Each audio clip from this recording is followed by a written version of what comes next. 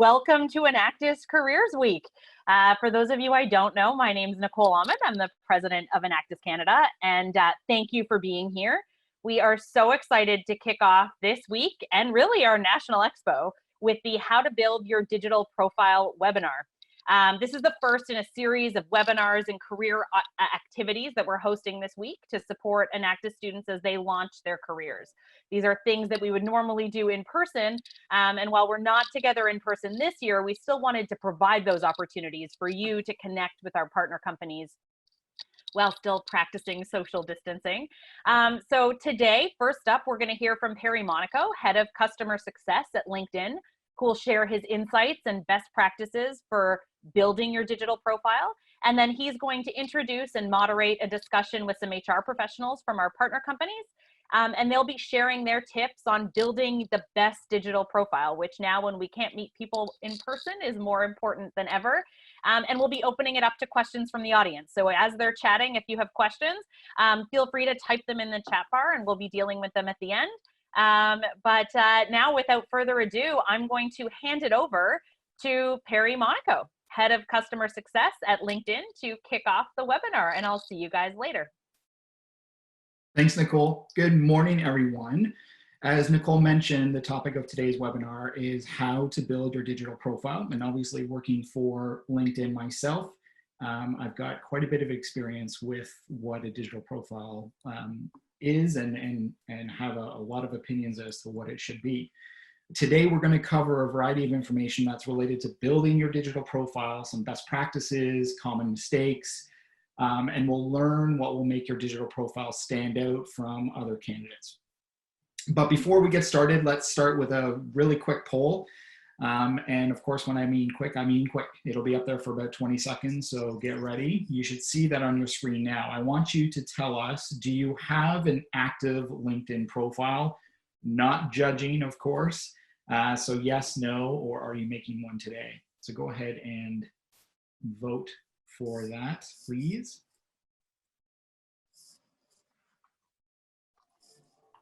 Awesome. So while you're voting there and finishing that up, I thought I would just quickly start before I introduce the panelists and sort of set the stage here for what an overall digital strategy looks like, or what you should be thinking about as you're building your profile.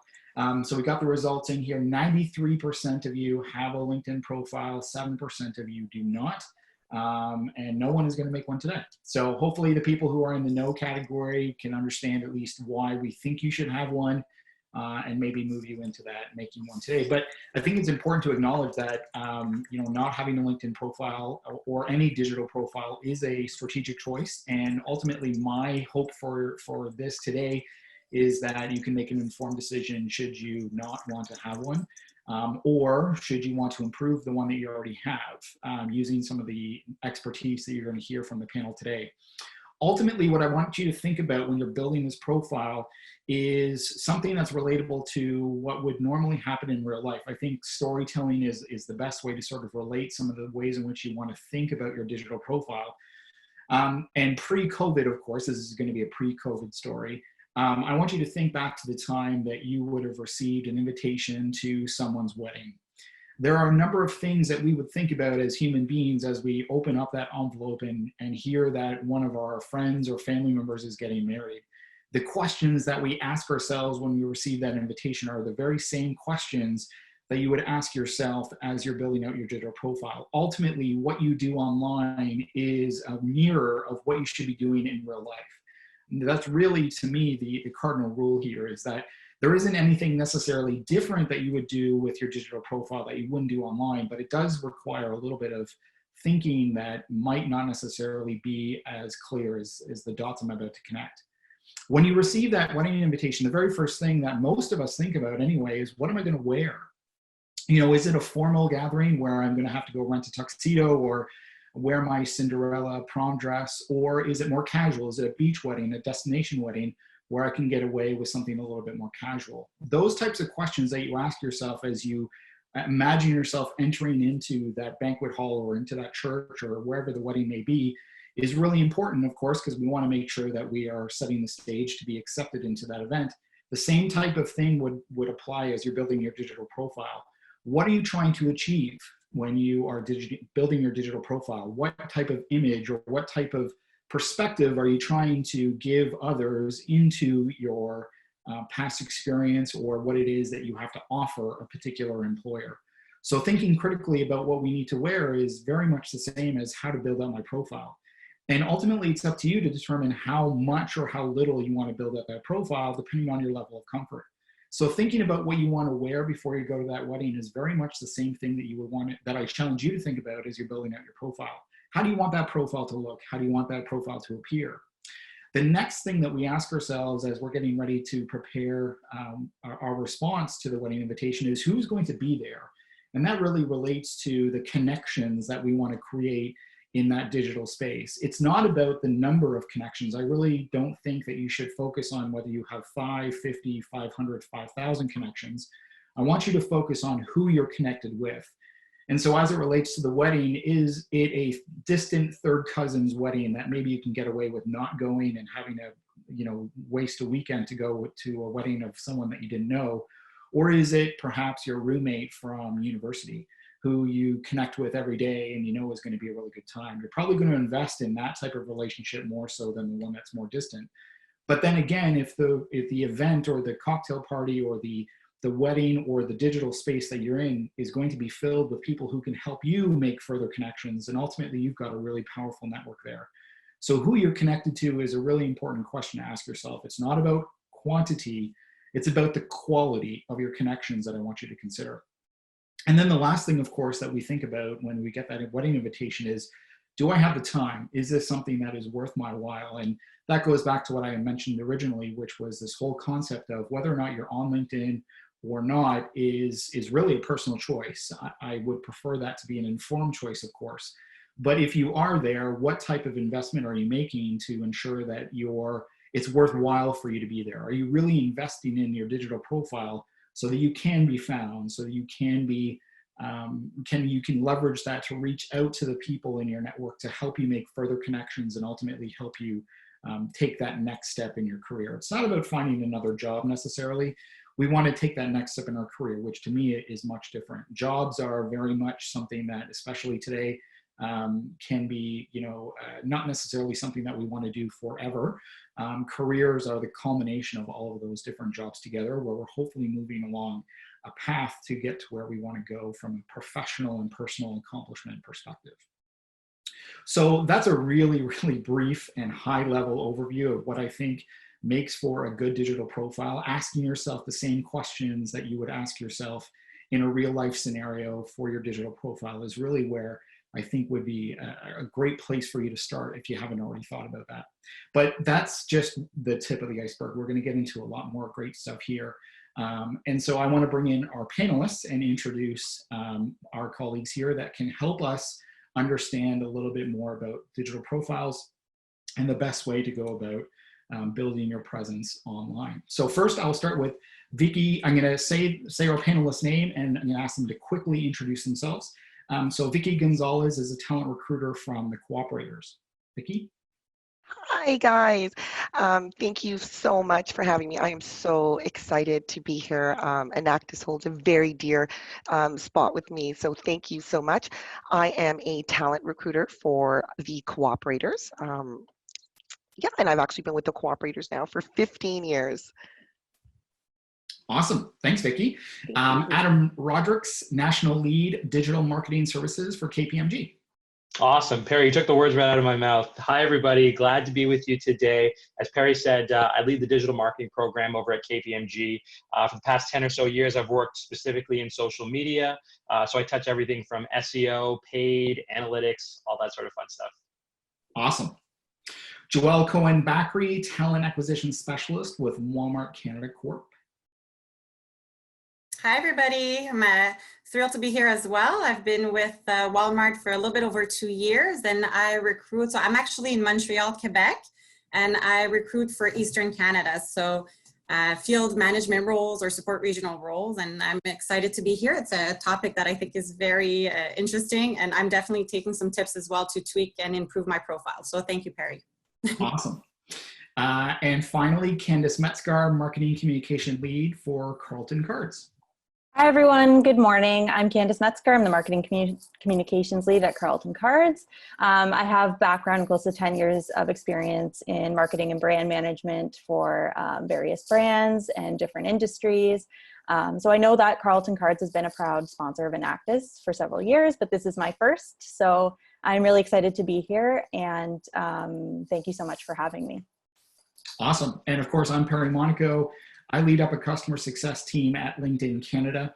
I've been with the company for 9 years, and before that, I was a recruiter. So not only are my customers talent acquisition specialists today, but I was also a former customer before I joined LinkedIn.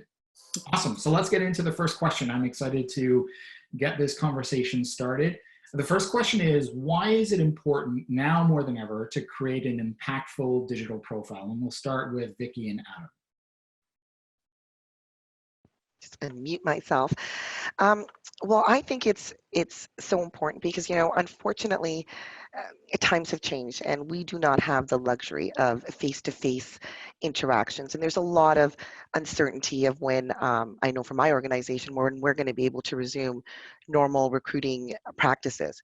So virtual hiring may become the new norm for a while, and we are truly relying on digital profiles because to truly get to know our candidates and see what you can bring to the table, and having an impactful digital profile, it can help determine if you're a good fit for our organization. It can set you apart from others as well, because really LinkedIn is what we are relying on right now to really see that piece of you.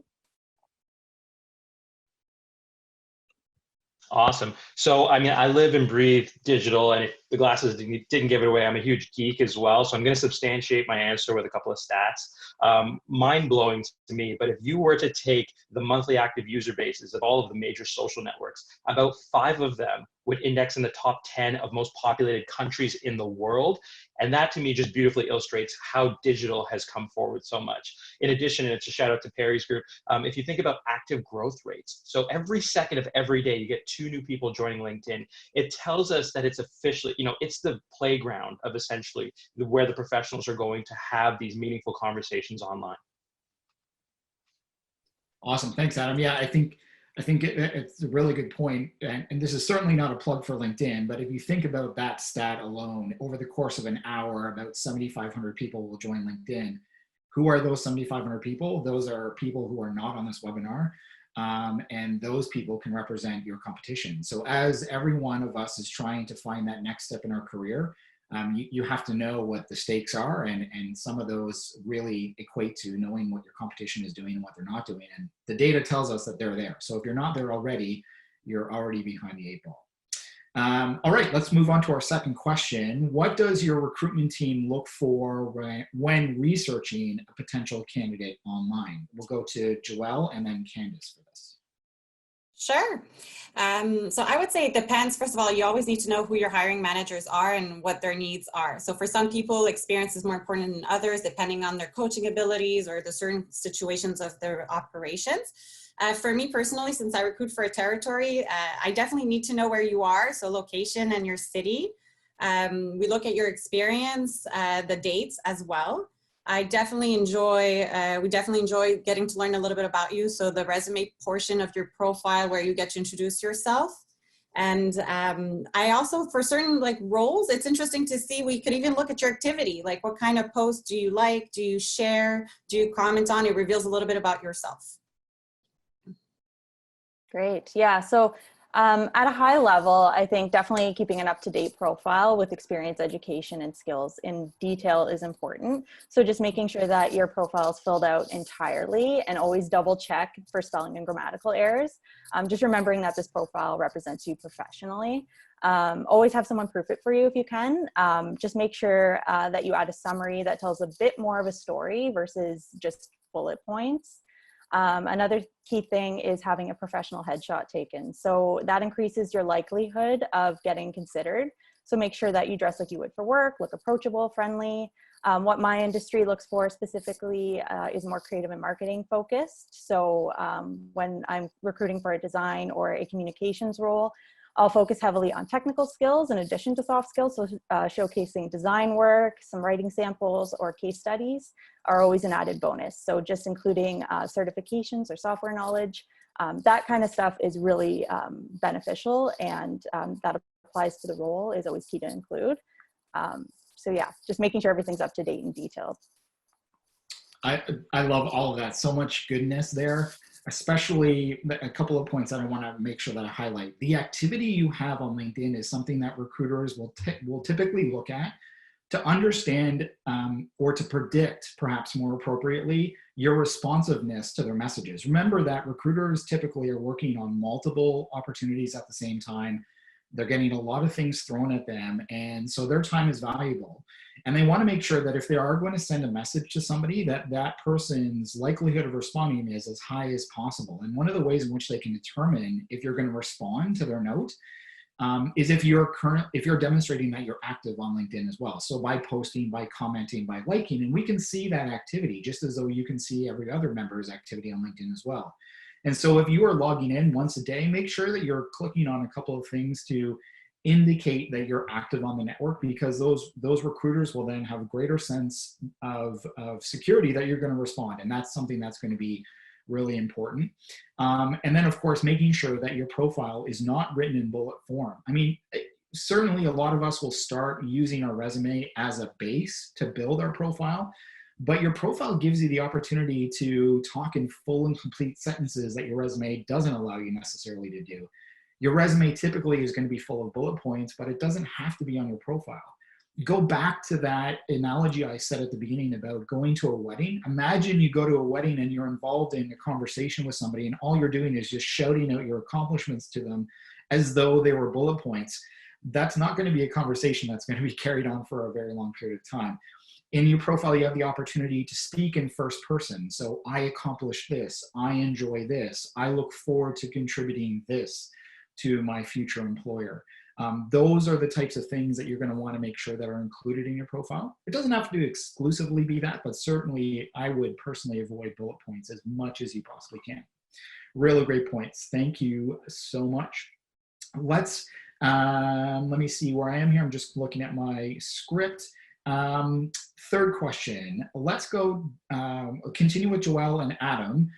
Third question here is, what are some common mistakes you see being made by candidates on their profile? Start with Joelle first. Yeah, so like Candice said, actually, as detailed as possible is important, and I'll tell you why. So we have, as talent acquisitions and recruiters, we have LinkedIn Recruiter. So we have a certain platform which allows us to do searches. And the more detail you will put in your profile, keywords, when we do a search, you'll most likely gonna pop up. So make sure to be detailed, put in, all of your passions or what you've accomplished. If the more you put, the better it is for us to find you. Again, once again, the city.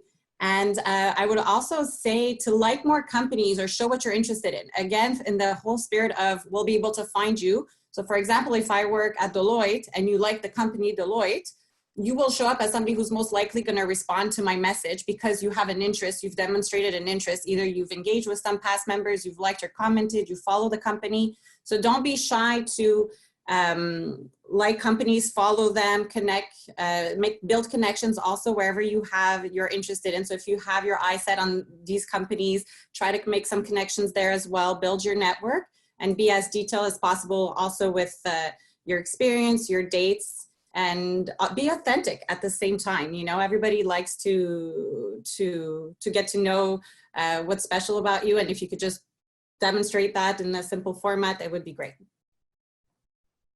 Yeah, it's a question that I often lead off with when I'm doing a presentation on digital branding. And it's, how often do you Google yourself? And it's amazing because you can sheepishly see the hands go up. Like people think it's a bad thing. Like, oh my gosh, I may have accidentally Googled it once. I thought I was typing it into Facebook. No, it's a good thing. You should be Googling yourself because you own those results. That professional persona and what shows up there is absolutely something that, a recruiter is going to do on their side of the table. And the thing that boggles my mind, because it's often an oversight, is inconsistencies. inconsistencies and even just your name field. Do you go by Steph versus Stephanie or Mike versus Michael? Because we're not just talking about your digital brand in the context of LinkedIn or any social platform, we're talking about it in the context of search. So you really want to give that a once over and control and own those results so that you can absolutely maximize and optimize your profiles. So it all speaks to the same thing. I love it. Here's another tip. I love the idea of Googling yourself. Hot tip, Google your name in incognito mode. Because if you're on your own version of your browser, that website you built in honor of yourself and your accomplishments will show up first, but that may not necessarily show up first when other people are searching for your name. So do it in incognito to get that most accurate result of what's happening. Recruiters will Google your name. And it's not to get you, not to put you in a position of compromise, but to just sort of build their, concept of who you are. To Joelle's point, that we want to get to know you, right? That's really, humans want to interact with other humans, and we want to understand if there was a cultural fit. And cultural fit isn't necessarily about going out for a beer with your manager after work. It's more about, do you subscribe to and live the mission and vision of the company that you're interested in joining? And so one of the things that we're going to do is try and understand that by getting a better idea of who you are as a human being. I got another poll ready for everyone on the call. So I would like to ask all students and alumni who are in the audience, have you included your Enactus experience on your LinkedIn profile? Yes, no, or adding it now. As you're doing that, I just want to quickly remind everyone that we are monitoring the Q&A panel. So there's some great questions in here that we'll answer after a couple more questions with the panelists. So if you have any burning questions, however small or big you may think they are, please add them in there and I'll make sure that we get to those questions at the end. I have a question for Candice and Vicky. Okay, so 79% of the people, before we get to that question, 79% of people have included your Enactus experience on their profile, 8% no, and 13% are adding it now. I would argue, based on what it is that we've already heard, that this Enactus experience that you're gaining and that you have had in the past, if you're an alumni, is super valuable. It shows that you're giving back to the community. It shows that you're investing in yourself.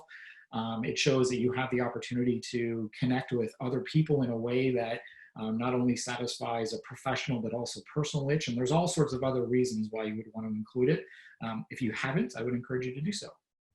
So Candice and Vicky, how does a potential candidate stand out from their peers? Would experience in programs like Enactus help? Maybe I shouldn't have answered that question before I asked it. Perry, you stole all my words. That's exactly what I was going to say. I get excited. I'm excited. Sorry. Over to you.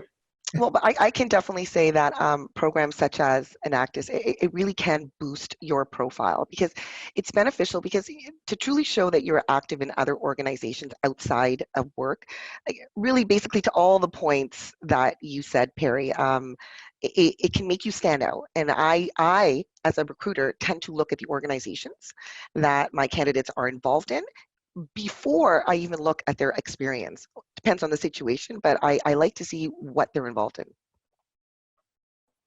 Yeah, I think what Vicky and Perry both touched on is key. Listing key accomplishments and big wins or successes. I mean, metrics and numbers to support that always help. Just being up to date with industry terms, I think, is really important. Highlighting big projects that you've worked on, showcase a passion for learning. I think that's important, and involvement in the community. I think that's always an enticing quality to have. Making sure that, like they had touched on before, having frequent activity, like sharing or interacting with relevant profiles or content on LinkedIn to show that you have a genuine interest and that you're invested, will really make you stand out in your chosen fields. So focus on adding like applicable skills, optimizing your profile with keywords, and industry buzzwords is important. And I think it's also important to try and get recommendations from previous employers, professors, things like that, that can build your credibility online. Yeah, great points, Candice. I would also say that the community involvement piece is something that we should not underestimate. And so thank you both for bringing that up. One of the questions I get a lot is, should I include that volunteer experience I have with my church or place of worship or a political party?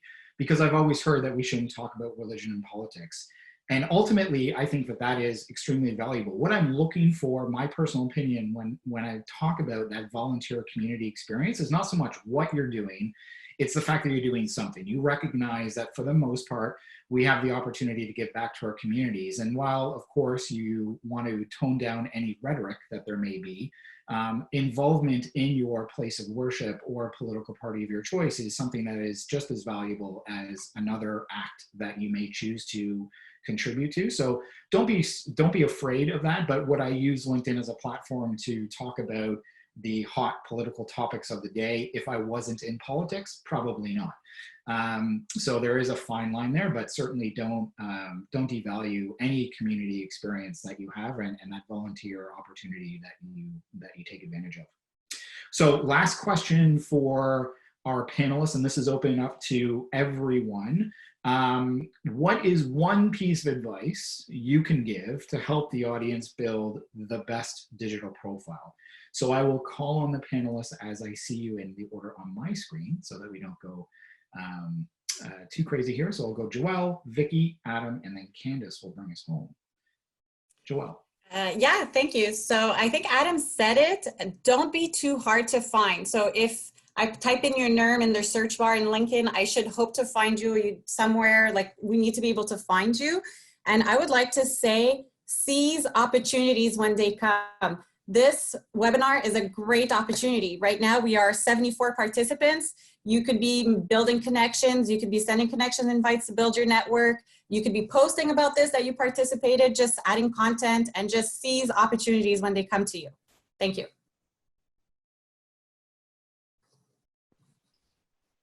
I'm definitely going to, Joelle, what exactly what you said, I would say the same thing. Stay active, and with your profiles, be yourself, be transparent. Honesty is key, and, be creative. I love looking at the creative digital profiles. Like it catches my eye first. So, Okay, one more stat, and then I promise I'll shut up. But there is an often debated one about the attention span of the American goldfish being 8 seconds, and that of the North American adult male being less than that. Controversial stat. But anyway, what that says to me is that we've got about this much of an opportunity when it comes to attention span and actually grasping people. So to me, the need for quality content, once you've set up those profiles, is just as important. So think through your content and your engagement strategy to ensure that you have a lasting effect on people that you're trying to reach. And lastly, I'm going to echo what everyone else said, but continue to grow your network with colleagues, classmates, and professionals in your chosen field. Follow industry trends closely. And last but certainly not least, always include being active in the community. Try to seize opportunities when you can. Through an accredited organization like Enactus is perfect. So including any volunteer work or a passion for learning can really set you apart from other candidates. Awesome. I'll answer this question as well. It's not exactly answering the question directly, but it has to do with the way in which you engage with the network itself. I would encourage you that if you are connecting with someone or if you are sending someone a message to ask them a question, that you think about what's in it for the person you're asking the question of. You can imagine that the panelists here are probably receiving a lot of inbound messages every single day. And so if you are just going to reach out and say, "Hi, Adam, how's it going? Do you have time to answer a question for me about how I can join your organization?" That's probably a message Adam receives multiple times a day. There are more creative and more insightful ways in which you can engage with someone when you want to ask them a question, compliment them on their profile. Reach out to them and say, "Hey, Adam, I really love the way in which you were able to get from your former place of employment to your current place of employment, and your role looks really exciting. Would you have the opportunity to be able to tell me how you did that?" You want to be a little bit more specific than that, but you want to engage the people who are on the network in a way that is creative, but also is something that will motivate me to want to respond in the grand scheme of things when I'm getting a lot of messages. You're not going to be the only person who's reaching out to me, and so you have to differentiate yourself. I think Joelle mentioned that as well. So that's the one way in which you can do that when you're actually engaging with the network. So thank you, panelists. This is awesome. Stick around. We still have about 10 more minutes left to go, and I'm going to facilitate a little bit of Q&A here from the audience. We've got some really great questions. I'd love to hear your insight. So the first comes from Jacob. Could you share how your digital, and this doesn't have to be answered by everyone, by the way. So if you have something great to respond to, jump on in. Could you share how your digital profiles helped you in your personal success? Anyone want to take that? I don't mind leading off. So my example is that essentially when I was in school, I started a video game blog, and a lot of what I was doing there with my online promotion ended up becoming my portfolio and landed me a job upon graduation. I had no idea. This was 2006. I had no idea that this could lead to a formal career path. But this was essentially how I was able to activate my online presence and demonstrate my ability to run a brand online. Anyone else? Yeah, if I could share, for me being located in Montreal and my home office is actually in Mississauga, being active online is what sets me apart, is what got me noticed. It's what makes that some people builds connection, and it creates just being active and being thoughtful with what you're sharing, but it gives you exposure to certain things and certain people if you're being active, right? So that's what I would share from me. Awesome. This is a question I hear a lot of, and I think that this is, just speaks to the great human nature that we have. Priscilla would like to ask, and thanks for the courage to ask this question, Priscilla. How do I share my accomplishments without sounding like I'm bragging? I love this one. Anyone have an opinion on that? I'll go. I think it's, if you back it up with facts and metrics, that can really help. Instead of just a brag, I think backing it up with professional terms and facts and giving an example of your accomplishments can set you apart and not make you sound like you're bragging. If it's just sort of fluffy, sentence about what you've done, I mean, recruiters and hiring professionals will read into that. So I think if you keep it fact-based and very straightforward, I think there's no room for sort of any judgment or opinions about that. Yeah, if I were to say on my LinkedIn profile that I was the greatest moderator in the world, that would be bragging. But if I were to say that over the course of the last year, I moderated 15 panels and they got a combined net promoter score or NPS score of 80, that would be a way for me to demonstrate that, hey, I'm probably pretty good at moderating panels. That's not true. That's totally just made up. But that would be, I think, the real life example to what Candice was explaining there. There is an element of having to sell yourself, certainly. I mean, remember that your resume and your LinkedIn profile is a form of a marketing document. And so there can be a little bit of apprehension to talking about the accomplishments that you've had, but it is so important. We want to work with other rock stars, and we want to work with people who are going to make us better. And the only way for us to learn that is for you to tell us. So do it in a way that you can back it up with data, and it's not just a fluff piece. That's great. Love that. Great questions in here. How do I find industry buzzwords? That was something that we talked about a bunch of times. How do I figure out what those industry buzzwords are that I should include on my digital profile? I'll just go on this one. I think it depends what position, what career you're aiming for. If you want to work in retail, you want to have certain words like retail or coaching and management. I'm sure, Adam, there's certain keywords in your industry that would make them pop out for recruiters. If you want to share what your keywords are. Yeah, for sure. I mean, I think when we look at a job description, I've always been somebody who aspires to be in a certain role, and I'll look at what those qualifications or what those keywords are in a job description. So for someone who's joining my social media team, I'm looking for, a proficiency in a CMS, a content management tool. I'm looking for experience with analytics. These are huge buzzwords in my industry, and my eye goes immediately to the applicants who prioritize them on their CV or their profile. Yeah, leverage other people's profiles, other people who are in your industry that are doing what you want to do or doing the things that you do. Take a look at their profiles and see what they're doing. It is not creepy to look at other people's profiles. It is expected. If you are coming to interview with me, you should be looking at my profile. You should be looking at the profile of all the people on my team, should you be able to find them. So don't hesitate to look at other people's profiles. It is not creepy at all. Again, going back to that wedding analogy, when you walk into a room, what do? You look around and see who's in the room. It's the exact same thing. So continue to do that. question here, do online courses such as Udemy, LinkedIn Learning, or edX help with my profiles and with recruiters?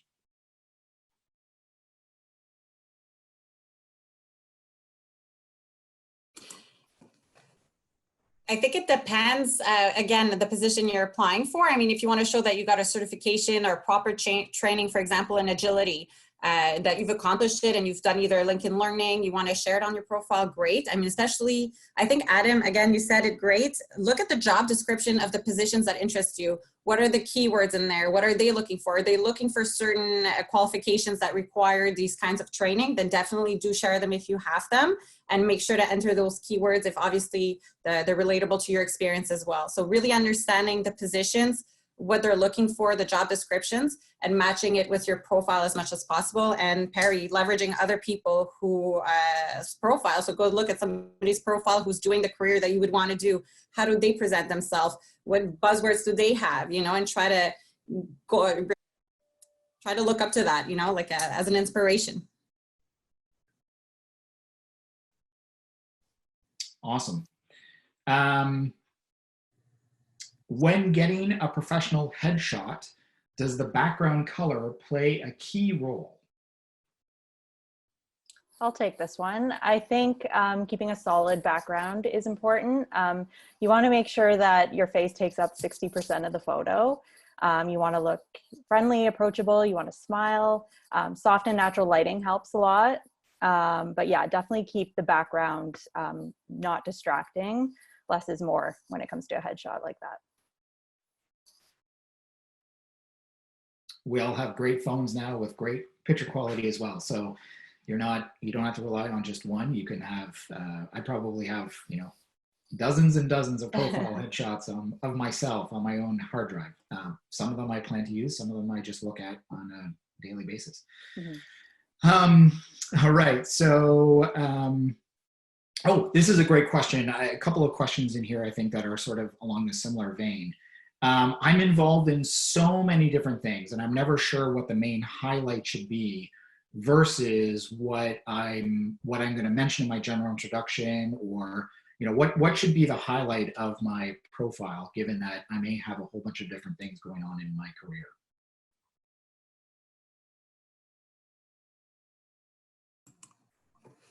I would say ask yourself, who are you? How do you identify yourself? I think you should be as genuine and authentic as possible. And even though you're doing all these multiple things, if somebody would be to ask you, you know, if I speak to anybody who knows you, what would they say about you? And those first key things that come up to your mind that would describe you, these should be the ones you highlight that are maybe the most authentic and genuine. But my opinion, though, I'm not an expert. Everybody else?